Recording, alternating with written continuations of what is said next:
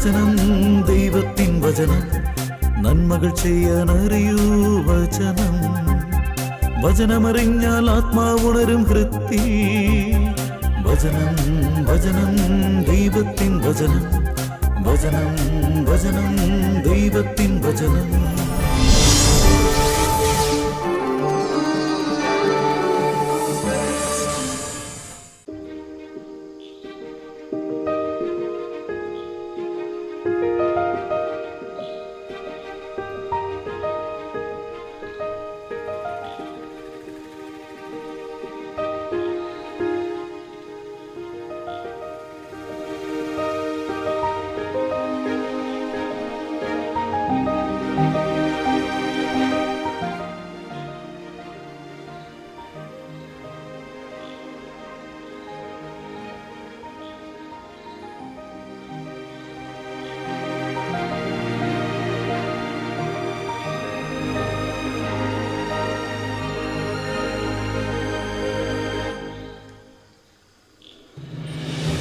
ആ, നിങ്ങൾ വന്നോ? നമുക്ക് പുറത്തിരിക്കാം.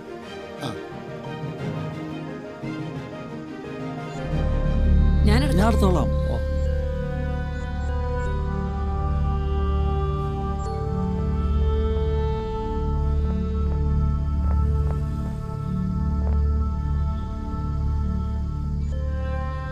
ആ, ഇരിക്കും. ഞാനിന്നലെ ഡേവിഡിന്റെ അടുത്ത് പോയിരുന്നേ. ഞങ്ങൾ ഇന്നലെ ചെന്നപ്പോ ഞങ്ങളോട് പറഞ്ഞു ജോണേട്ടൻ ഇന്നലെ അവിടെ ചെന്നിരുന്ന വിവരം. അത് പിന്നെ ചേട്ടാ, നമ്മള് ഡേവിഡ് ചേട്ടന് ഇത്രയും പെട്ടെന്ന് സാമ്പത്തിക സഹായം നൽകണമെന്നാണ് എനിക്ക് പറയാനുള്ളത്. അല്ല, ഞാൻ ഇന്നലെ പോയത് തന്നെ ഈ ആൻഡോന്റെ എതിർപ്പ് കാരനാണ്. എന്തിനാണ് ഡേവിഡിന് സഹായം കിട്ടാൻ അർഹനല്ലെന്ന് ഈ ആൻഡോ പറയുന്നതിൻ്റെ കാരണം എനിക്ക് മനസ്സിലാകുന്നില്ല. മാത്രമല്ല, ഈ ആൻഡോ പറയുന്ന കാരണങ്ങൾ ഒരിക്കലും അയാൾ അർഹനല്ലെന്ന് തെളിയിക്കാൻ പറ്റിയ കാരണങ്ങളും അല്ല. അയാളുടെ ഒരു അളിയൻ ഗൾഫിലാണ്, ഒരു ചേട്ടൻ ബോംബെയിലാണ്. എന്തൊരാന മണ്ടത്തരമായി പറയുന്നു. അവർക്കൊക്കെ അവരുടേതായിട്ടുള്ള കാര്യങ്ങളും പ്രശ്നങ്ങളും ഒക്കെ കാണില്ലേ? അത്യാവശ്യം തട്ടിമുട്ടിയൊക്കെ പോകുന്നവരാണെന്നാണ് ഞാൻ അന്വേഷിച്ച് പറഞ്ഞത്. അവർക്കൊന്നും ഒരു പരിധി വിട്ട് ഈ ഡേവിഡ് ചേട്ടനെ സഹായിക്കാനും പറ്റില്ല. ഇങ്ങനെ പേഴ്സണൽ ഗ്രഡ്ജ് തീർക്കാൻ വേണ്ടി സഹായനിധി ഉപയോഗിക്കരുതെന്നാ എനിക്ക് പറയാനുള്ളത്. ഒന്നുകിൽ ആൻഡോയുടെ വാക്കുകളെ പാടെ അവഗണിക്കുക, എന്നിട്ട് ഡേവിഡിനെ സഹായിക്കുക. അല്ലെങ്കിൽ ആൻഡോയെ പറഞ്ഞ് മനസ്സിലാക്കി നമ്മളൊക്കെ ചിന്തിക്കുന്ന വഴിക്ക് കൊണ്ടുവരിക. അവൻ്റെ സംസാരം കേട്ടെടുത്തോളം രണ്ടാമത് പറഞ്ഞത് നടക്കുമെന്ന് എനിക്ക് തോന്നണില്ല. ആദ്യം പറഞ്ഞതേ നടക്കൂ. ചേട്ടാ, ഇവിടെ ആൻഡോയെ അനുരഞ്ജനത്തിൽ കൊണ്ടുവന്നതിന് ശേഷം ഡേവിഡിനെ സഹായിക്കാമെന്നാണ് വിചാരിക്കുന്നതെങ്കിൽ ചിലപ്പോ അയാളെ സഹായിക്കേണ്ടി വരില്ലെന്നാണ് എനിക്ക് തോന്നുന്നത്. ഈ പറഞ്ഞത് സത്യമായിട്ടുള്ള കാര്യമാണ്. അല്ല, ചേട്ടനെന്ത് ഈ ആലോചിക്കുന്നത്? ചേട്ടനെന്താ ആൻഡോയെ പേടിയാണ്? പേടിയുടെയോ ധൈര്യത്തിൻ്റെ അല്ല ഇവിടെ വിഷയം. പിന്നെ ഒരാളെയും പിണക്കിയിട്ട് ഇത്തരം കാര്യങ്ങൾ ചെയ്യുന്നത് ശരിയല്ലെന്നാ എനിക്ക് പറയാനുള്ളത്. നമ്മളെയൊക്കെ പോലെ സജീവമായി പൊതുപ്രവർത്തനം നടത്തുന്ന ഒരാളെന്ന നിലയ്ക്ക് അയാളെ കാര്യങ്ങൾ പറഞ്ഞ് മനസ്സിലാക്കുന്നതാണ് നല്ലതെന്നാണ് എനിക്ക് തോന്നുന്നത്. മഞ്ഞ് കഠിനമായ ചൂട് കുറയ്ക്കുന്നില്ലേ? നല്ല വാക്ക് ദാനത്തേക്കാൾ വിശിഷ്ടമാണ്. പ്രഭാഷകൻ 18-ാം അധ്യായം 16-ാം വാക്യം. കാര്യം ശരിയാ, നല്ല പ്രവർത്തകനുമാ. പക്ഷേ ബുദ്ധിയില് ഒരു 10 വയസ്സിന്റെ കുറവുണ്ടെന്ന് എനിക്ക് ചിലപ്പോ തോന്നാറുണ്ട്. എങ്കിൽ നമുക്ക് ആ കുറവൊന്നും നികത്തണ്ടേ? എങ്ങനെ ഉപദേശിക്കാനോ? ആരും ഉപദേശിക്കുന്ന കാര്യമാണ് ഈ പറയണത്.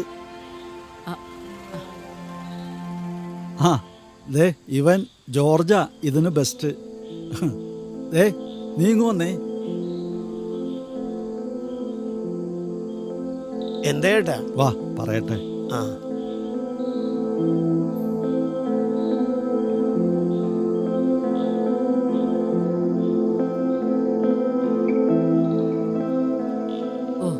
എന്ത് ചെയ്തിട്ടാണെങ്കിലും ആ ഡേവിഡിനെ ഒന്ന് സഹായിക്കാൻ പറ്റിയിരുന്നെങ്കിലെന്നാ ഞാൻ ആലോചിക്കുന്നു. ഭാര്യയുടെ കരച്ചിലൊന്ന് കാണണം.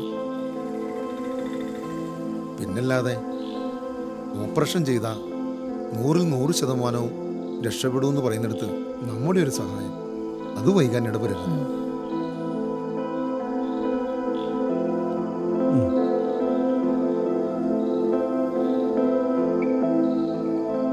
സാബു ചേച്ചി, അതെ, ഈ ആന്റോനെ എങ്ങനെ കൈകാര്യം ചെയ്യണമെന്നുള്ളത് അവനെ ഉപദേശിച്ചിട്ടോ ലോക്യം പറഞ്ഞുകൊണ്ട് ഒരു കാര്യമില്ല. അവന് വേണ്ടത് എന്താണെന്നേ എനിക്കറിയാം. നിങ്ങളത് എനിക്ക് വിട്. ജോർജെ, ഈ ഒരു കാര്യം ഒഴിച്ച് വേറെ എന്ത് കാര്യം വേണമെങ്കിലും നീ എന്നോട് പറഞ്ഞോ. ഞാൻ ഇതുപോലെ കൈയും കെട്ടിയത് സമ്മതിക്കും. രാപകലില്ലാതെ ഓരോരുത്തരും തെണ്ടി നിന്നുണ്ടാക്കിയ കാശാണ് ഓരോരുത്തർക്ക് സഹായമായിട്ട് കൊടുത്തുകൊണ്ടിരിക്കണത്. പക്ഷെ ഇവന്, ഈ ഡേവിഡ് തന്നെ ഞാൻ സഹായിക്കില്ല, അവൻ അഹങ്കാരിയാണ്. എനിക്ക് താല്പര്യമില്ല. എന്റെ താല്പര്യമില്ലാതെ നിങ്ങൾക്ക് അയാളെ സഹായിക്കാൻ പറ്റുമെങ്കിലേ അങ്ങനെ ആയിക്കോട്ടെ. ഞാൻ ഇന്നലെയും കൂടി ജോണോട്ടോട് പറഞ്ഞേ ഉള്ളൂ, എനിക്കൊരു ബുദ്ധിമുട്ടുമില്ല. പക്ഷെ ഒന്നുണ്ട്, അപ്പം മുതലേ ഈ സഹായ നിധിയിൽ നിന്ന് ഞാൻ പിന്മാറും. എന്റെ ഒരു സേവനവും പിന്തുണയും ഉണ്ടാവില്ല.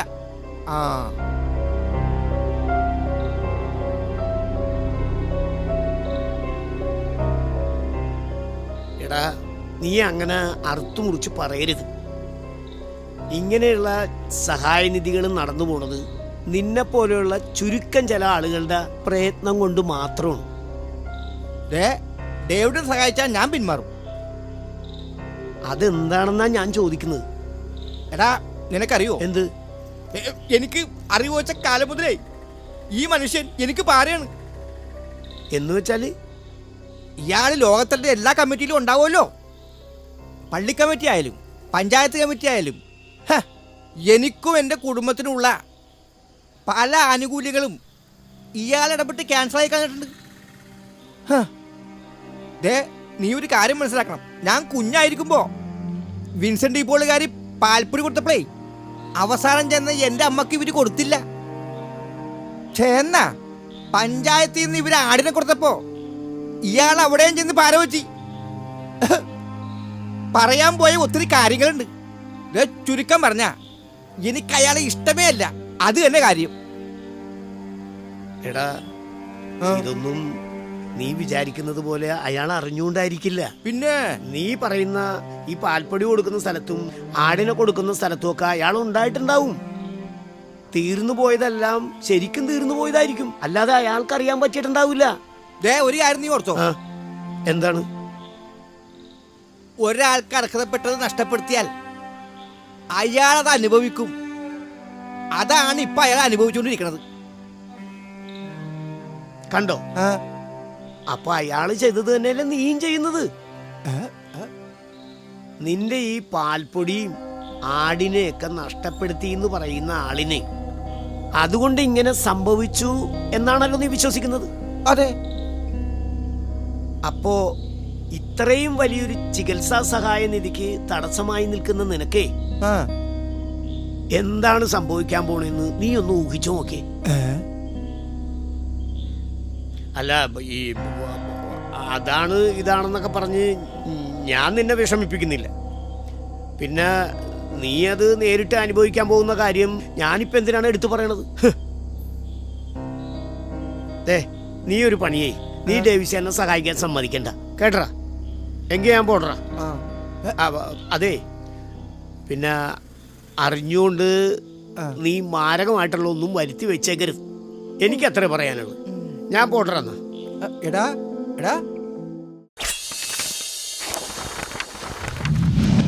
പ്രതികാരം ചെയ്യുന്നവനോട് കർത്താവ് പ്രതികാരം ചെയ്യും. ജീവിതാന്തം ഓർത്ത് ശത്രുത അവസാനിപ്പിക്കുക. നാശത്തെയും മരണത്തെയും ഓർത്ത് കൽപ്പനകൾ പാലിക്കുക. പ്രഭാഷകൻ 28-ാം അധ്യായം 16-ാം വാക്യം.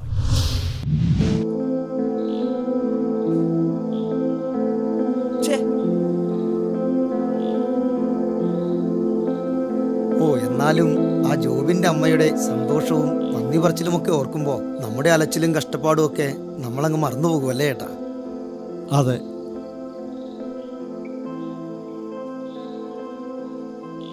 അവരുടെയൊക്കെ സന്തോഷത്തിലും സമാധാനത്തിലും കിട്ടുന്ന ദൈവാനുഗ്രഹം നമുക്കും നമ്മുടെ മക്കൾക്കും നന്മകളെ ജീവിതത്തിലുണ്ടാകും. ഇനി ആ ഡേവിഡിൻ്റെ കാര്യമാണ്. ഓപ്പറേഷൻ വേണമെന്നാണ് ഡോക്ടർ പറയുന്നത്. ഡേവിഡിൻ്റെ ഭാര്യ ഗ്രേസിയുടെ അടുത്താണ് ഈ വിവരം പറഞ്ഞത്.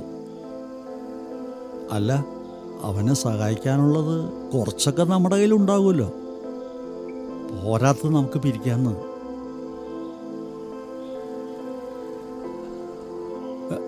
അല്ല, നീ എന്താ പെട്ടെന്ന് സൈലൻ്റ് ആയത്? ഏയ് ഒന്നുമില്ല ചേട്ടാ. പറ്റുമെങ്കിൽ നമുക്കിന്ന് വൈകിട്ടേ ഡേവിഡിൻ്റെ വീട് വരെ ഒന്ന് പോയാലോ? ആ ജോർജിനോടും സാബുവിനോടും കൂടി പറഞ്ഞേക്കാം. അല്ല ചേട്ടാ, അതൊന്നുകൂടി ആലോചിച്ചിട്ട് പോരെ? അതെന്തിനാ? വേറൊന്നുമില്ല. നമ്മൾ ഒരാൾക്ക് ഒരു ഉപകാരം അല്ലെങ്കിൽ സഹായം ചെയ്യുമ്പോൾ അതിനവർ യോഗ്യരാണോ എന്ന് കൂടി നോക്കില്ലേ? തീർച്ചയായും. അങ്ങനെയല്ലേ നമ്മളിതുവരെ ചെയ്തിട്ടുള്ളൂ. അല്ല, നീ ഇപ്പം എന്തെങ്ങനെ പറയാൻ കാര്യം? ഇത് എൻ്റെ അഭിപ്രായവും സംശയവും ഒന്നുമല്ല. ആൻഡോ എന്നോട് പറഞ്ഞ കാര്യം ഞാൻ ചേട്ടനോട് പറഞ്ഞെന്നേ ഉള്ളൂ. അത് കേട്ടപ്പോൾ അതിൽ കുറച്ച് കാര്യമില്ലേ എന്ന് എനിക്ക് തോന്നി. നിന്റെ വാക്കുകളിൽ പൊരുത്തക്കേടുണ്ടാകരുത്. കേൾക്കുന്നതിൽ ജാഗരൂകതയും മറുപടി പറയുന്നതിൽ അവധാനവും കാട്ടുക. പ്രഭാഷകൻ 5-ാം അധ്യായം 10-11 വാക്യങ്ങൾ. ഇപ്പം നമ്മൾ പറഞ്ഞ ജോബിൻ്റെ കാര്യം, അതെല്ലാം 100% അവരതിന് അർഹരാണ്. കാരണം ഈ ജോബിന് സുഖമില്ലാതായതോടെ ആ പ്രായമായ ത്രേസച്ചേട്ടത്തി വീട് പണിക്കൊക്കെ പോകുന്നത് കൊണ്ടാണ് അവർ അഡ്ജസ്റ്റ് ചെയ്ത് ജീവിച്ചു പോകുന്നത്. ഭാര്യയ്ക്കാണെങ്കിൽ വലിവിൻ്റെ അസുഖമുണ്ട്. ഏതാണ്ട് ഇതുപോലെ തന്നെയല്ലേ ഈ ഡേവിഡിൻ്റെ കാര്യവും? പ്രത്യേകിച്ച് വരുമാന മാർഗമൊന്നും കാര്യമായിട്ടില്ലല്ലോ എന്നാണ് ഞാനും അറിഞ്ഞത്. പിന്നെ ഇപ്പം എന്തുണ്ടായത്? അല്ല ചേട്ടാ, ഇയാൾ ഈ ഡേവിഡിൻ്റെ അളിയനെ ഒരാൾ ഗൾഫിലുണ്ട്, ചേട്ടൻ ഒരാൾ ബോംബെയിലും ഉണ്ട്, അത്യാവശ്യം സെറ്റപ്പിൽ. അതുകൊണ്ടൊക്കെ പിന്നെ മൊത്തത്തിൽ ഫാമിലിയിൽപ്പെട്ടവരൊക്കെ ഒരു ബിലോ ആവറേജിന് മുകളിലാണ്. അല്ല, ഞാൻ പിന്നെയും പറയുന്നു, ഇതൊന്നും എൻ്റെ അഭിപ്രായങ്ങളല്ല, ആൻഡോ എന്നോട് പറഞ്ഞ കാര്യങ്ങളാണ്. എന്നിട്ട് ഇതൊന്നും അവൻ എന്നോട് പറഞ്ഞില്ലല്ലോ. അതും അവൻ എന്നോട് പറഞ്ഞു. ഞാനിത് പറഞ്ഞു കഴിഞ്ഞാൽ ഈ ഡേവിഡിനോട് അവന് വ്യക്തിപരമായി എന്തോ വൈരാഗ്യമുള്ളതുപോലെ മറ്റുള്ളവർ ധരിക്കുമെന്ന്. അല്ല, ആരുടെ കാര്യമാണെങ്കിലും വ്യക്തമായിട്ട് അന്വേഷിച്ച് കഴിവുകേടുള്ളവരെ തന്നെയാണ് നാളെ ഇതുവരെ നമ്മൾ സഹായിച്ചിട്ടുള്ളൂ. ഇതും അങ്ങനെ തന്നെ ചെയ്യാം. ഏതായാലും ഞാനൊന്ന് ആൻഡയെ വിളിക്കട്ടെ. പറ്റുമെങ്കിലേ നമുക്ക് ആ ഡേവിഡിൻ്റെ വീട് വരെ പോവുകയും ചെയ്യാം. എന്താ? അത് കൊള്ളാം ചേട്ടാ. ഇനി അർഹനാണെങ്കിൽ നമ്മുടെ തെറ്റിദ്ധാരണ കൊണ്ട് ഡേവിഡിന് സഹായം ലഭിക്കാതെയും പോകരുതല്ലോ.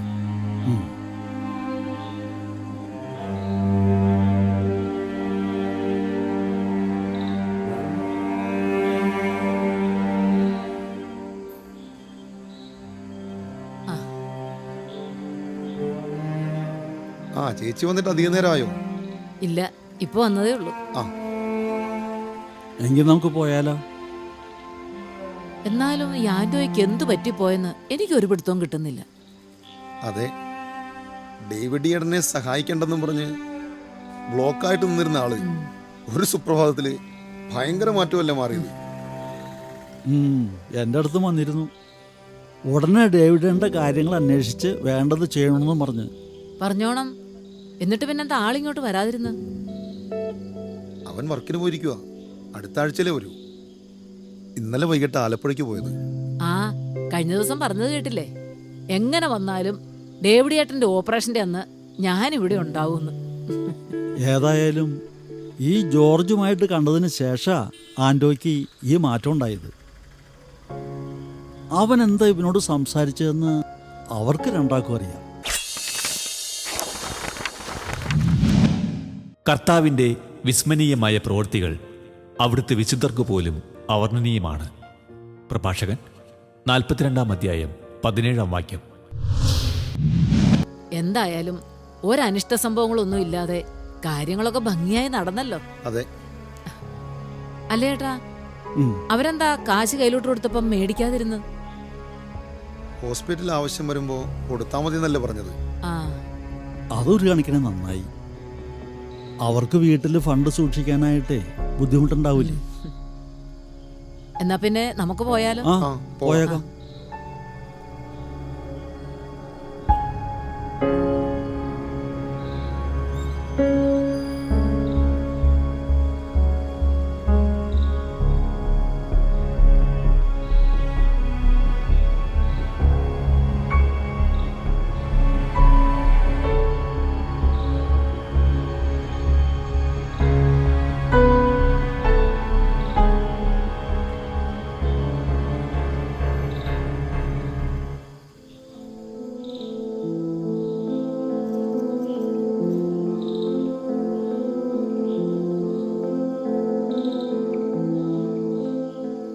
ആഹാ. ആ, എന്താ ഡേവിഡ് ഒറ്റയ്ക്ക് ഇരിക്കുന്നത്? എഴുന്നേക്കണ്ട, അവിടെ ഇരുന്നോ. സാബു, കസേര രണ്ടെണ്ണകത്തുണ്ട്. ഏയ് അതൊന്നും വേണ്ടേട്ടാ, ഞങ്ങൾ ഇവിടെ നിന്നോളാം. അല്ല, ത്രേസ്യ ചേട്ടത്തി മേഴ്സിയൊക്കെ എവിടെ പോയി? അതാ ഓക്കെ, കുറച്ച് വയ്യാഴിക വന്നു, ആ, വലിവേ. ഉം, ഉം. അങ്ങനെ അവര് ആശുപത്രിയിലേക്ക് പോയിരിക്കുക. ആ, അപ്പുറത്തെ ജോസഫിന്റെ ഓട്ടോയില്. അകത്ത് ഇവിടെ ഒറ്റയ്ക്ക് ഇരിക്കണ്ടല്ലോ എന്ന് കരുതി ഞാൻ പുറത്തു വന്നിരുന്നതാ. ഒരു കണക്കിന് അത് നല്ലതാ. എത്ര നേരം ഒന്ന് കരുതിയാ അകത്ത് ഒറ്റയ്ക്ക് ഇരിക്കുന്നത്? എന്നാ ചേട്ടാ ആശുപത്രി അഡ്മിറ്റ് ആകാൻ പറഞ്ഞിരിക്കുന്നത്? മറ്റന്നാളാ. ആ, എൻ്റെ വണ്ടിക്ക് പോവാം. ഇറങ്ങുന്നതിന് അരമണിക്കൂർ മുമ്പേ എന്നെ ഒന്ന് വിളിച്ചാൽ മതി. ഓ, വളരെ ഉപകാരം. നിങ്ങളൊക്കെ ഈ ചെയ്യുന്ന ഉപകാരങ്ങൾക്ക് ഞാൻ എങ്ങനെയാ നന്ദി പറയേണ്ടതെന്ന് എനിക്കറിയില്ല. പിന്നെ നന്ദി പറഞ്ഞാലും തീരുന്ന ഉപകാരങ്ങളല്ലല്ലോ നിങ്ങളൊക്കെ ഈ ചെയ്യുന്നത്. പിന്നെ 2 ദിവസം മുമ്പേ ആൻ്റെ ഇവിടെ വന്നിരുന്നു. ഒരു ചക്കയും കുറേ മാങ്ങയും കുറച്ച് തേങ്ങയൊക്കെ ആയിട്ട്. എന്നോടങ്ങനെ അധികം സംസാരിക്കാത്ത ആളാ. എന്നിട്ട് കുറേ നേരം സംസാരിച്ചിരുന്നിട്ടാ പോയത്. ആലപ്പുഴയിലെ വർക്ക്, ചേട്ടൻ്റെ ഓപ്പറേഷൻ അന്ന് ഞാൻ എത്തിക്കൊള്ളാമെന്ന് പറഞ്ഞിട്ടാ പോയത്. ഞാനും വരാം. പിന്നെ കൂടെ സാബു ഉണ്ടാവുമല്ലോ. അമ്മയോടും ഭാര്യയോടും പറയണം, എന്താവശ്യം ഉണ്ടെങ്കിലും ഞങ്ങളെ ആരെങ്കിലും വിളിച്ചാൽ മതിയെന്ന്. എങ്കി ഞങ്ങളെന്നാ ചെല്ലട്ടെ. ദാ ഇത് കയ്യിലേക്ക്. അയ്യോ വേണ്ട, പോരാണ്ടിറങ്ങുമ്പോഴേ ചേട്ടൻ തന്നാ വേണ്ട ഡേവിസിന് കൊടുത്തേക്കണമെന്നും പറഞ്ഞ്. സാരില്ലേട്ടാ, മേടിച്ചോന്നേ. എങ്കിൽ പിന്നെ ഞങ്ങളങ്ങോട്ട് ഇറങ്ങട്ടെ ഓ, ഡേവിഡ്. ഓക്കെ ഏട്ടാ. ശരി. ആ,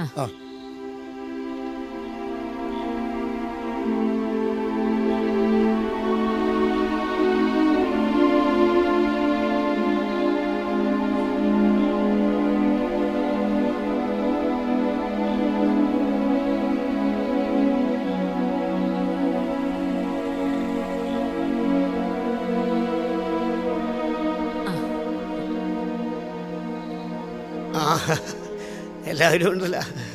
എൻ്റെ ജോർജ്, ആൻഡോയിൽ വന്ന മാനസാന്തരം നീ എന്ത് ചെയ്തിട്ടാണെന്ന് ഞങ്ങൾക്കറിയാൻ പാടില്ല. പക്ഷെ ആൻഡോ ആളാകെ അടിമുടി മാറി. അവനിൽ ഇങ്ങനെ ചേഞ്ച് ഉണ്ടാകുന്നു ഞാനൊരിക്കലും വിചാരിച്ചില്ല. നീ എന്ത് മാജിക്കാ അവനെ ചെയ്തത്? ഇത് മാജിക് ഒന്നുമല്ല ചേച്ചി, അവൻ്റെ വിശ്വാസം തന്നെയാണ് അവനെ മാറ്റിയത്.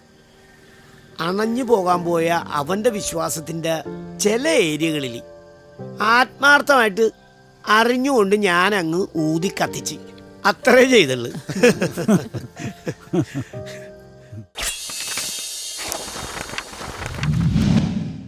ദൈവത്തിൽ വിശ്വാസമർപ്പിച്ച് നന്മ ചെയ്യുക. അപ്പോൾ ഭൂമിയിൽ സുരക്ഷിതനായി വസിക്കാം. കർത്താവിൽ ആനന്ദിക്കുക, അവിടുന്ന് നിന്റെ ആഗ്രഹങ്ങൾ സാധിച്ചു തരും. സങ്കീർത്തനങ്ങൾ 37-ാം അധ്യായം 3-4 വാക്യങ്ങൾ. നിങ്ങളുടെ വിലയേറിയ അഭിപ്രായങ്ങളും നിർദ്ദേശങ്ങളും ഞങ്ങളെ അറിയിക്കുക. ദി പ്രൊഡ്യൂസർ, വചനം പറയുന്നത്, divine vision, divine retreat centre, Muringoor PO, Chalakudy 680309.